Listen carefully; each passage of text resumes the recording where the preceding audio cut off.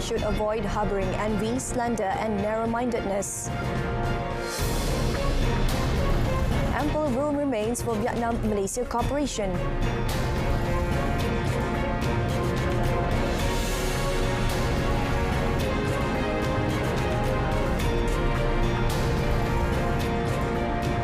Hello, good evening and salam Malaysia Madani. You're watching Malaysia Tonight with me, Shuhaida Arifin. Yang di-Pertuan Agong Sultan Abdullah Riayatuddin Al-Mustafa Billah Shah today advised the people to avoid harbouring envy or committing slander. His Majesty said the people should not be narrow-minded or have a negative mindset, as such attitude and behaviour would not be benefit for the race and the country.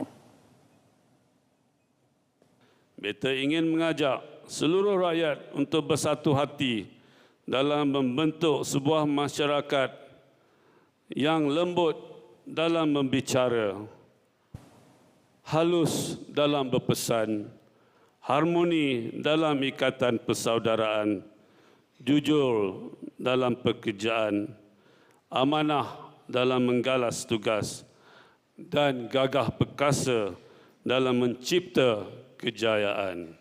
Berfikiran judgemental. Sultan Abdullah said this at the national level 1445 Hijri or 2023 Mal-Hijrah celebration at the World Trade Center Kuala Lumpur WTC KL today. Also present was Raja Pemaisuri Agong Tunku Azizah Aminah Maimunah Iskandariah. In conjunction with the Mal-Hijrah celebration, His Majesty said that the spirit of the event should be manifested in the form of unity and solidarity, regardless of religious background, race and customs.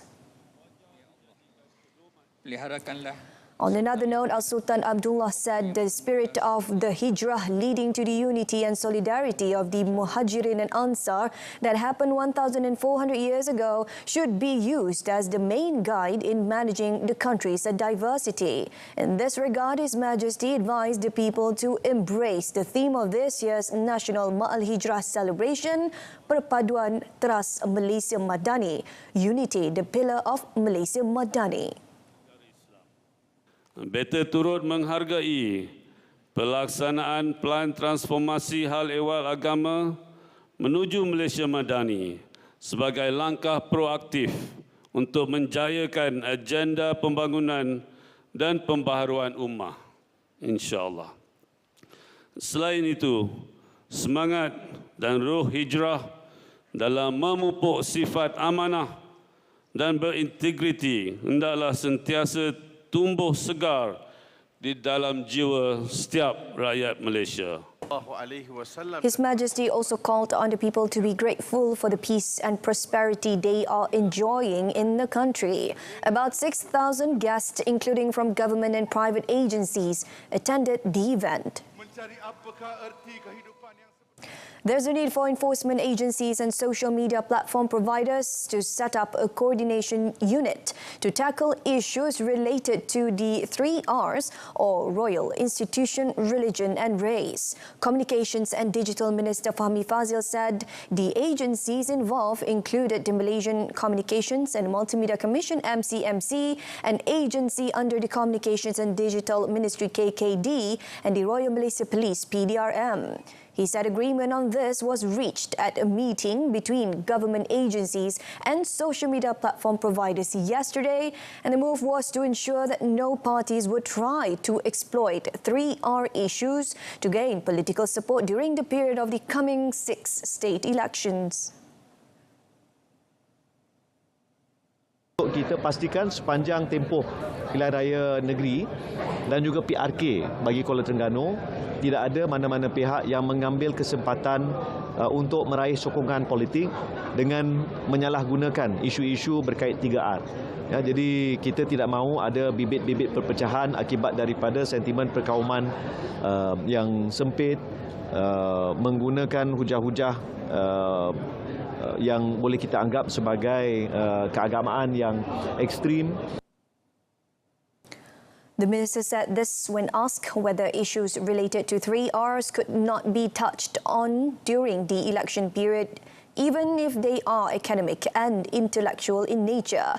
Fahmi said, although the country recognised the right to freedom of speech, it did not mean that people were free to slander, instigate others into conflict and stir up 3R issues. Domestic Trade and Cost of Living Minister Datuk Seri Salahuddin Ayub has hit out at the opposition for playing the price hike issue ahead of the upcoming state elections. Datuk Seri Salahuddin, who's also the Parti Amanah Negara Amanah Deputy President, assured that there would be no increase in the prices of goods as the government is constantly monitoring the prices of certain non-subsidised items. Di sini lagi sekali saya memberikan jaminan bahawa ada 11 barangan kawalan kerajaan yang bersubsidi dan juga yang termasuk yang tidak bersubsidi seperti gula, tepung yang sememangnya tidak naik dan tidak mengalami sebarang kenaikan kerana ianya dikawal penuh oleh pihak kerajaan. Apapun barang-barang pilihan rakyat, itu kita tidak kawal sebab itu terpulang kepada rakyat untuk memilih. Kerajaan kita mendepani isu kos sara hidup rakyat, tetapi kerajaan tak boleh untuk mengawal kos gaya hidup rakyat. Itu yang saya nak tegaskan. Datuk Seri Salahuddin said the Payung Rahmah initiative, especially Jualan Rahmah and Menu Rahmah, which are aimed at helping the B40 and hardcore poor, gives the people the option to make purchases within their means. Yesterday, he said large companies involved in the initiative are encouraged to offer various packages to help lower the cost of living for the people. The implementation of the mobile Rahmah sale through the Kedai Cari Rakyat approach is one initiative that can help the people in a targeted manner. Deputy Minister of Domestic Trade and Cost of Living, Fuzia Saleh, said that through the approach, the mobile Rahmah sale would be held at locations where most of the residents are in the B40 category. According to her, as of the end of June, 1.1 million consumers had benefited from the mobile Rahmah sale with a sales value of over 30 million ringgit.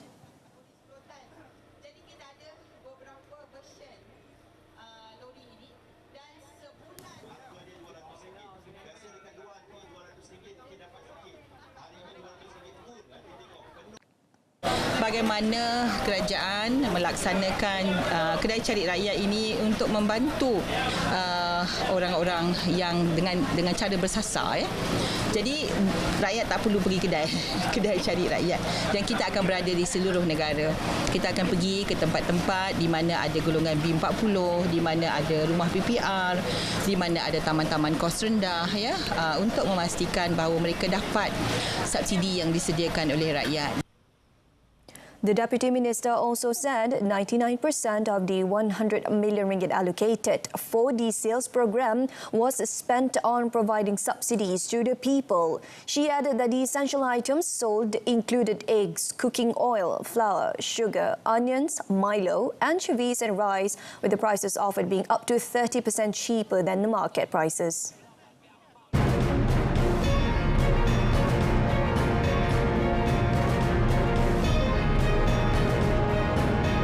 Suspends Sepita as lawmaker with Parliament due to vote on premiership. That and more coming up in our foreign segment. Prime Minister Datuk Seri Anwar Ibrahim's two-day official visit to Vietnam tomorrow has been described by Foreign Minister Datuk Seri Dr. Zamri Abdul Kadir as a very significant one for Malaysia and Vietnam, as this year marks the 50th anniversary of the establishment of diplomatic ties between the two countries. Datuk Seri Zamri said this was also Datuk Seri Anwar's first official visit to Vietnam since becoming the Prime Minister last November. He said the visit was also at the invitation of Vietnam's Prime Minister Pham Minh Chinh to Datuk Seri Anwar when the two leaders attended the 42nd ASEAN Summit in Labuan Bajo, Indonesia in May. Lawatan yang amat berhormat ini adalah juga sebagai pengiktirafan terhadap kerjasama dan hubungan erat antara Malaysia dan Vietnam sejak 5 dekad yang lalu. He said this to Malaysian journalists at a media conference in Hanoi in conjunction with the visit tomorrow.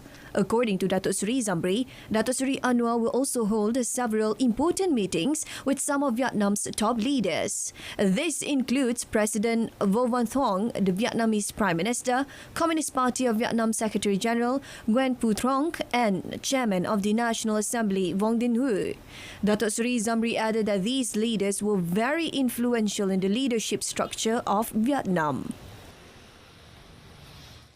Thailand's Constitutional Court ordered a temporary suspension of Prime Ministerial candidate Pita Limjaroenrat from Parliament today after accepting a case against him alleging he was unqualified to run in a 14 May election. The court decision came after accepting a case that alleges Pita, leader of the election-winning Move Forward Party, was unqualified to run in a 14 May election because he held shares in a media company in violation of electoral rules. Pita, who was due to contest a parliamentary vote on the premiership today, has argued his ownership of shares in a media company was not a violation of election rules. The court, in a statement released today, said Pita has 15 days to respond. Meanwhile, several Move Forward Party supporters gathered just outside the parliament to express their rage over the court's decision just after the announcement. It was not immediately clear whether the court announcement would scuttle today's vote, as lawmakers are still debating Pita's nomination. Under Thai law, Pita is still eligible to stand as a candidate for Prime Minister, but he must leave the lower house and will be unable to vote. The United Nations Security Council held its first meeting on artificial intelligence, where China said the technology should not become a runaway horse, and the United States warned against its use to censor or repress people. The 15-member council was briefed by UN Secretary-General Antonio Guterres, Jack Clark, co-founder of high-profile AI startup Anthropic, and Professor Zheng Yi, co-director of the China-UK Research Centre for AI Ethics and Governance. Guterres backed calls by some states for the creation of a new UN body to support collective efforts to govern this extraordinary technology modelled on the International Atomic Energy Agency, the International Civil Aviation Organization, or the Intergovernmental Panel on Climate Change.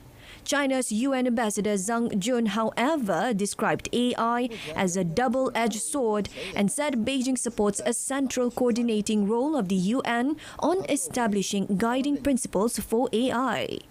Deputy U.S. Ambassador to the UN, Jeffrey De Laurentiis, also said there was a need for countries to also work together on AI and other emerging technologies to address human rights risks that threaten to undermine peace and security.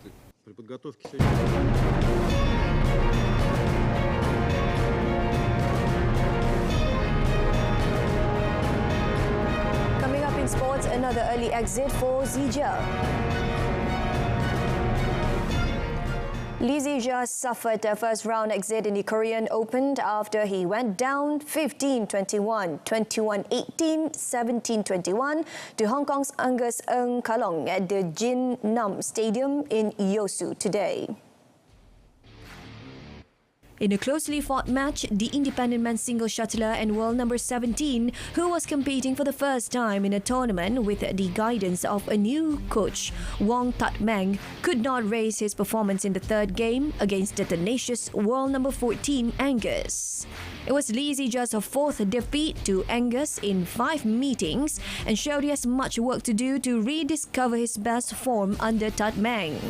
This was also his 5th consecutive early exit in individual tournaments.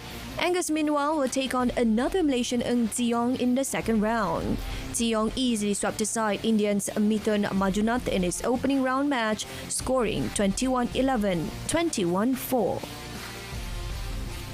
Malaysia's former All-England champion Muhammad Hafiz Hashim will coach Indian badminton star PV Sindhu in her quest to win another Olympic medal. Hyderabad-born Sindhu won silver at the Rio 2016 Olympics and bronze at the Tokyo 2020 edition. The 2019 world champion has been struggling with her form of late as she prepares for the Paris 2024 Games, scheduled to be held from July 26 to August 11. The reigning Commonwealth Games gold medalist had recently asked for the Sports Authority of India's SAHIH approval to receive training from the Malaysian. Hafiz Foti quit as the junior coach with the Badminton Association of Malaysia BAM at the end of last year and accepted an offer from the Suchitra Badminton Academy SBA in Hyderabad this year. Sindhu, who has also won 2 silver and bronze medals in World Championships, was eliminated from the US Open quarterfinals last week by China's Gao Fangji. Hafiz, meanwhile, believes the Indian badminton star will rediscover her winning touch. He said Sindhu is a big match player and the recent indifferent form is only an aberration. Sindhu parted ways with her South Korean coach Park Tae-sung, who had trained her since 2019 in February this year.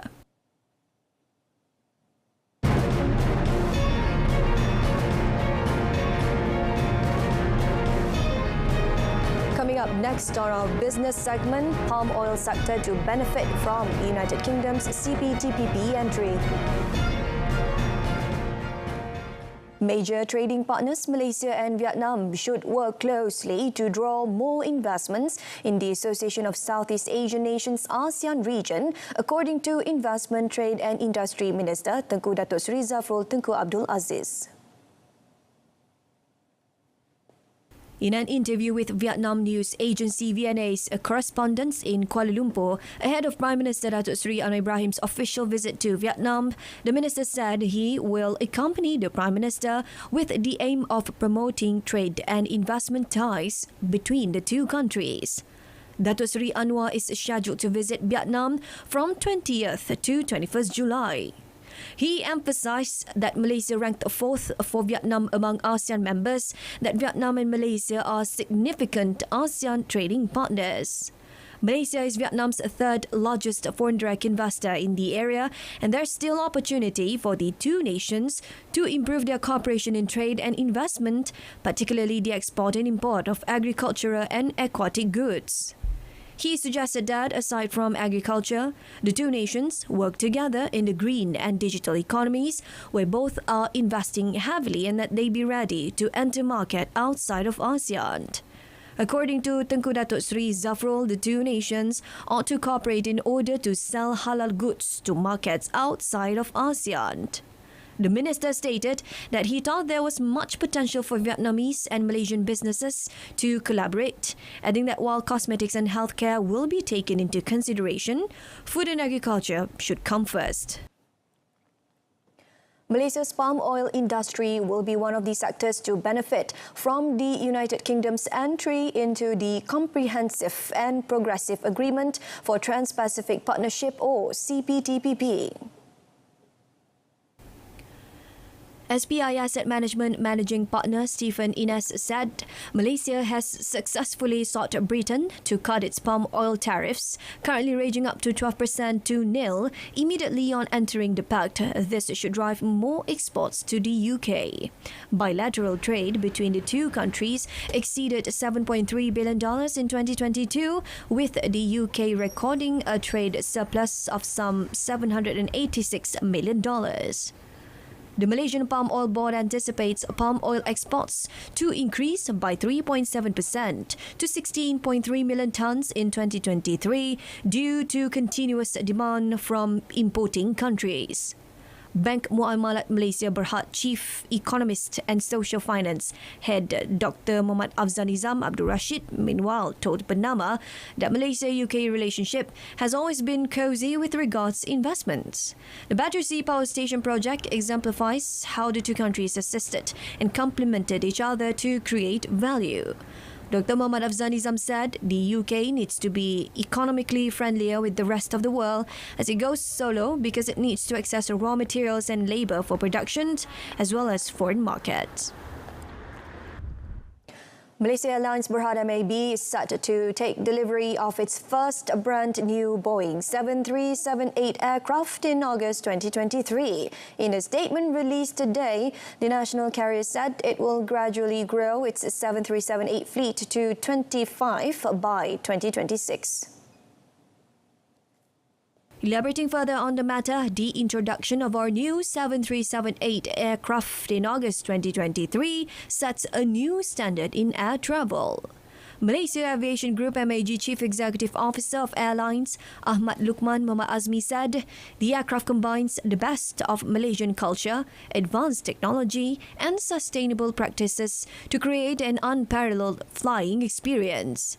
The airline said delivery of the new aircraft has undergone a significant transformation, including the repositioning of the WOW logo to reflect the airline's determination to move forward with optimism and energy.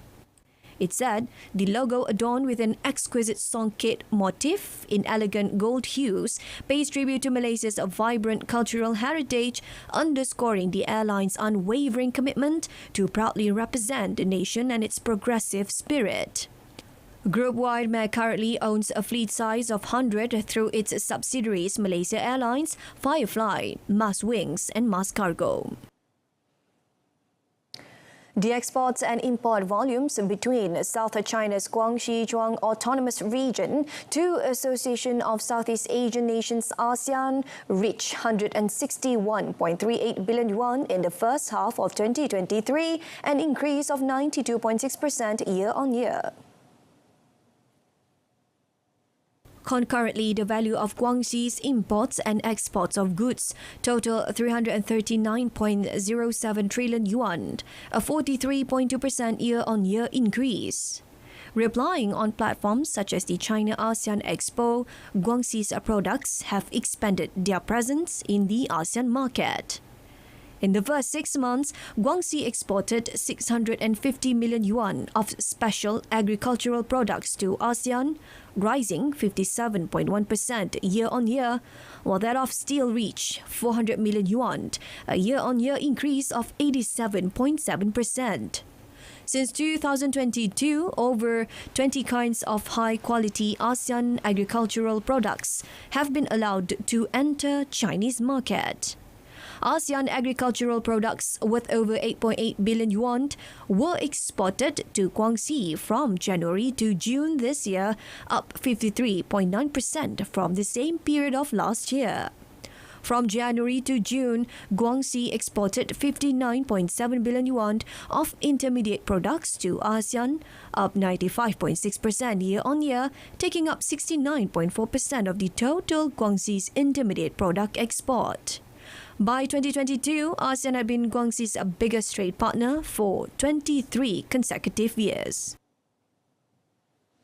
G20 finance chiefs ended talks in India with disagreement over Russia's war in Ukraine, limited progress on debt restructuring, and warnings that divisions between rich and poor nations risk deepening poverty. Many countries are still recovering from the coronavirus pandemic, and drastic commodity prices surges triggered by Russia's invasion of Ukraine, while climate change is affecting some of the poorest countries least able to cope. G20 Finance Minister also discussed multilateral development banks reform, tax, cryptocurrency regulations, and climate change adaptation finance. Debt restructuring deals for low-income nations were also a key focus, where China, the world's second largest economy and a major lender to several stressed low-income countries in Asia and Africa, has so far resisted any one-size-fits-all debt restructuring formula. We were able to push this agenda of debt distress, particularly among the global south countries, and that a speedy resolution, an effective resolution should happen. There was an infrastructure. Britain's annual inflation rate slowed more than expected in June as it dropped below 8%, official data showed today, easing the country's cost of living crisis. The Office for National Statistics said in a statement that the Consumer Prices Index rose by an annual rate of 7.9%, down from 8.7% in May as food price inflation eased. The CPI rate was the lowest since March 2022, while analysts' consensus forecasts had been for a drop to 8.2%. Analysts said the data sent the British pound sliding against the dollar and euro, although the Bank of England is expected to keep on raising interest rates to combat elevated prices. In a bid to cool prices, the Bank of England has ramped up interest rates 13 times in a row to the current level of 5%. Paul Dales, the chief UK economist at Capital Economics, said the latest inflation data was unlikely to be enough to prevent the Bank of England from raising interest rates in early August to at least 5.25%. Stubbornly high inflation is weighing on the wider UK economy, with official data last week showing that output shrank in May. However, this was owing also to an extra public holiday for the coronation of King Charles III.